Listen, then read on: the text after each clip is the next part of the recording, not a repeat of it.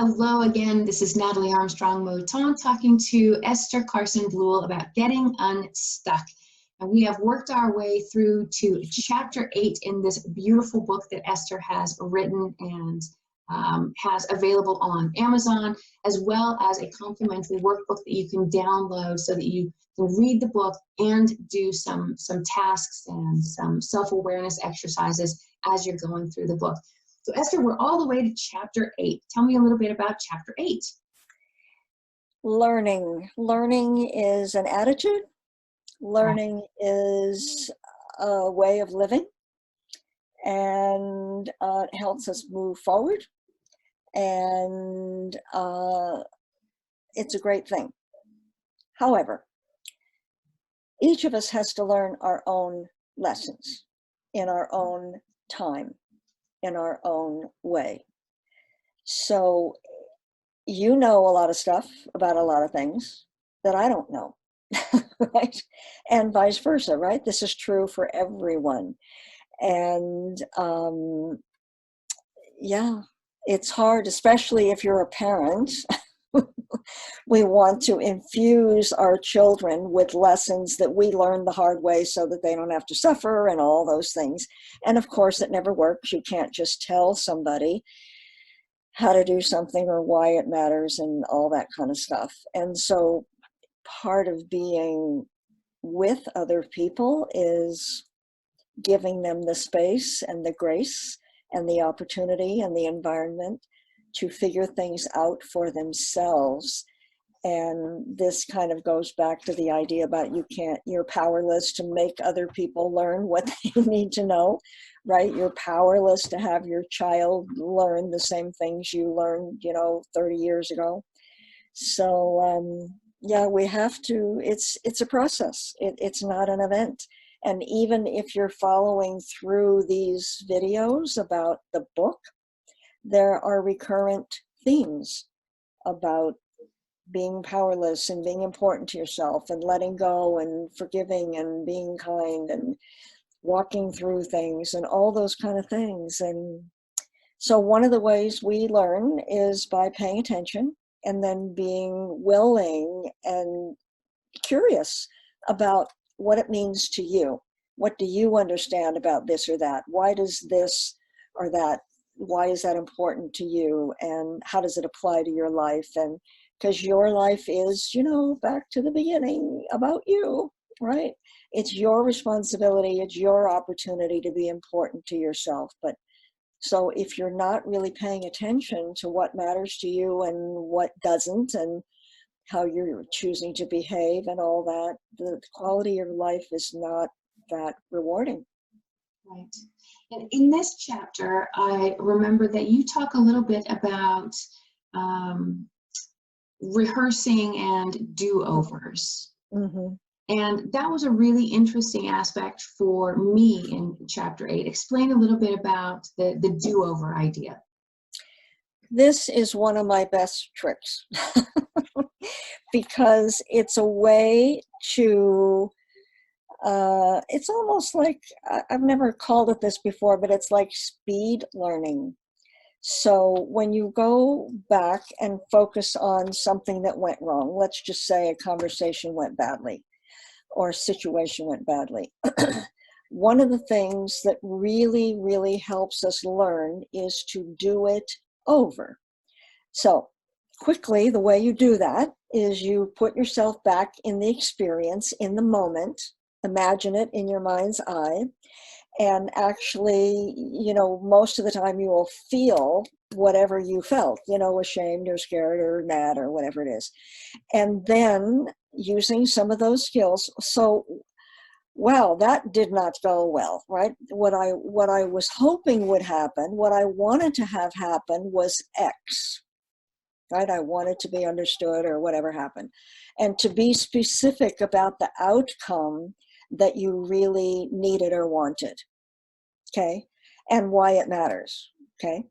And then back up and say, oh, well, all right, well, there was no way that was going to happen because the guy got mad and walked away. Oh, okay. So you needed him to not walk away. Okay, so And what was going on for you? Oh, I was so scared that he would walk away, or I was so angry about this or that. And so you acknowledge where you are, what your own feeling is, and your own thought about it. And then the question is, okay, so is it more important to win right here and prove that you're right? Or is it more important for you to get a good result? So if it's important for you to win and make the other guy feel stupid, you'll do one thing. If it's more important to get a good result for yourself, you may do something different. So then you actually say to yourself, you know what? Okay, I really needed a good result. So what I wish I would have done or said or both is X. And then you must say it out loud.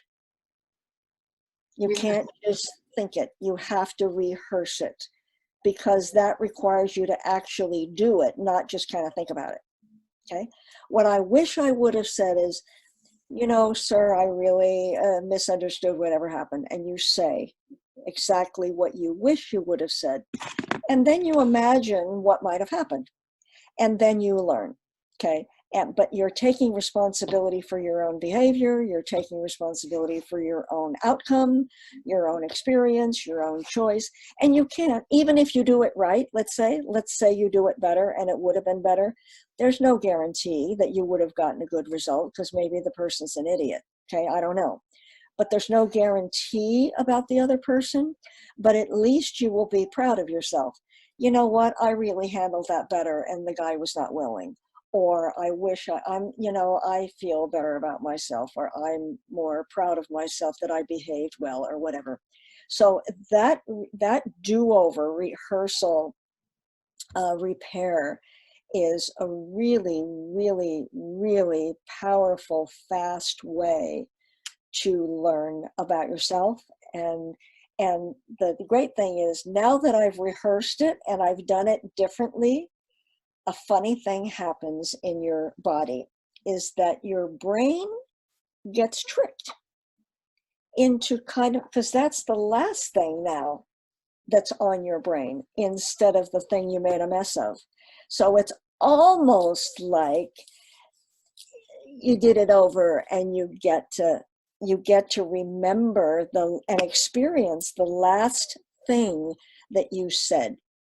And it doesn't erase it, but it kind of covers it over a bit. And now your memory, that's the last thing that you remember, is the way that you said it well.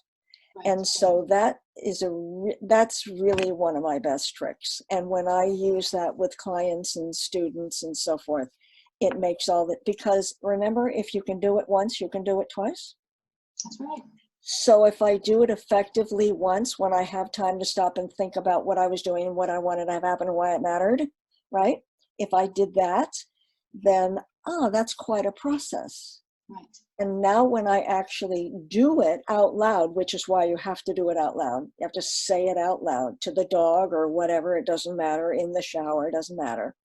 But when I actually do it, I have created an experience, and my brain and my body know it. And that's there for my reference, and I can build on that success. Right, exactly. That's one of my best tricks, one of my best, that really, really helps people learn, not just think about, right? There's a difference between knowing and knowing about, I should have said that differently, is 100% different than going back to the moment and kind of doing it over, rehearsing it. Sure. And is this idea of the do-over and the rehearsal, is it something that we always have to be a party to, or is this something that we can learn by observing how other people manage situations? Can we pick up on the ways in which they handle a customer service rep, or the receptionist at a hotel to get an upgraded room, or whatever the situation might be? Is it something that we can observe and learn from other people, or is this something that we actually have to have an experience in ourselves? That's a great question, and I'm a big fan of learning from other people's experience. it works the best when you invest a bit of time and energy in reflecting and, what, oh, no wonder that wasn't going to work. Or, wow, what a great idea. I never thought about that. So taking time to really pay attention to the situation and whatever happened and what learning there was. So it's, again, having that learning attitude. Well, like I write in the book about how in the beginning, when I had no clue about myself, I would sit in the room with clients and I would hear their stories. And some of them, it's like, oh my God, like this is, right, this train has left the station. This is never, and it's like, okay, I get it. That doesn't work, right? And then I would say, I'm not doing that. Or somebody would be really smart and clever, and it's like, wow, that like, oh, that's good, right? And so I learned how to learn from people because I didn't learn at home, and I didn't learn in, third grade or whatever. And so I really just mimicked people and learned from other people's lives a lot. So absolutely, that's a great, which is why I said when we were talking earlier about your nephew, right? He can listen to your story and go, oh yeah, good point. Well, okay, right? I'll think about it. But it's a choice to be accountable for your own behavior, your own lessons, your own reputation, your own self-respect. So anything that helps people learn, I'm in favor of. But so that observing and rehearsal, you can really get much wiser because you have different perspective. Because when you sit in a different chair in a room, the room looks different. If you're the boss, if you're leading the meeting, it's different than if you're in the meeting. Like all those things make a difference. So when you're paying attention to, who are you? Like, what is this about? What does this mean to you? What does this have to do with you? Why are you even doing this? Like, when you're sort of paying attention to how you carry yourself and who you are as a person and what kind of a person you want to be in a relationship or society or whatever, you're conscious of that. Right. And I like the idea that it allows that idea again of being gentle with yourself, forgiving yourself, allowing yourself to make that mistake, and then you give us this technique of the do-over, so that we don't repeat that same mistake. Right. We can find ourselves in a similar situation and make a totally different mistake, but learn from now those two mistakes and rewire it so that we can theoretically on try number 3 get it spot on and stop with the mistake making part of it for a bit. So that's a good way to say it. It is almost like rewiring, right? It's really acknowledging that this is different, and it can be.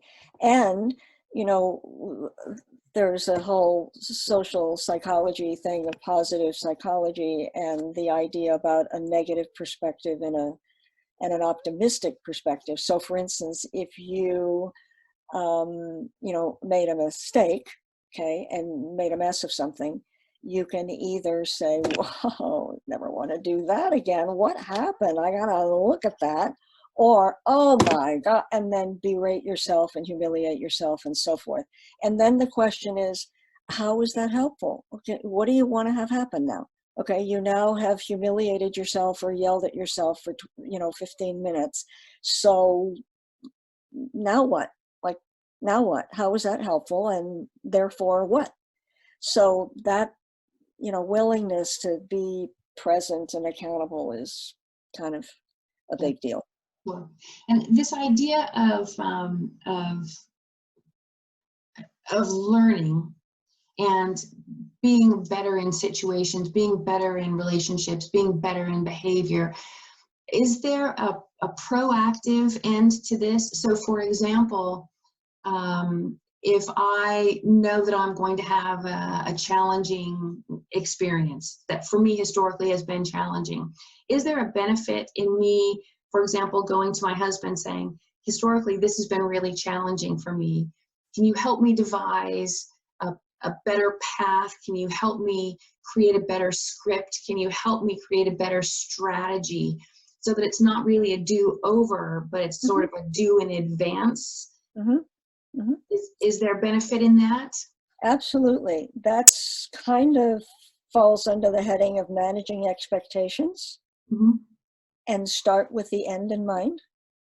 Like, okay, so what is it that you really want to have happen in this situation or this experience or whatever? Like, what's it going to look like when it's good or great or whatever you have in mind? Like, what's it going to look like when you are proud of yourself?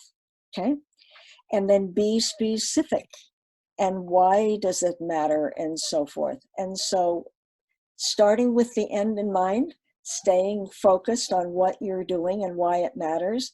Then when you know where you're going and why it's important, then you can say, okay, so I get that I need, this attitude or this skill or whatever, but I don't exactly know how to do that thing. Now you can say to your husband, help me understand a better way to say that, or what would be a better way to do that, or I don't have that skill, or what do you think about that? But doing how before you know what is a mistake, right? If you're not focused on the end and what it's going to be like for you when you're proud of yourself, and you're talking about, so tell me how to do this piece, you're going to get sidetracked. And that is a big mistake that all of us make. Exactly. Thank you for that question. I like that chapter a lot. I like it. All right, everyone. Well, that's it for this chapter. Esther, thank you for your time. And join us on the next video. We are moving on to chapter 9. Great. Thank you. Esther.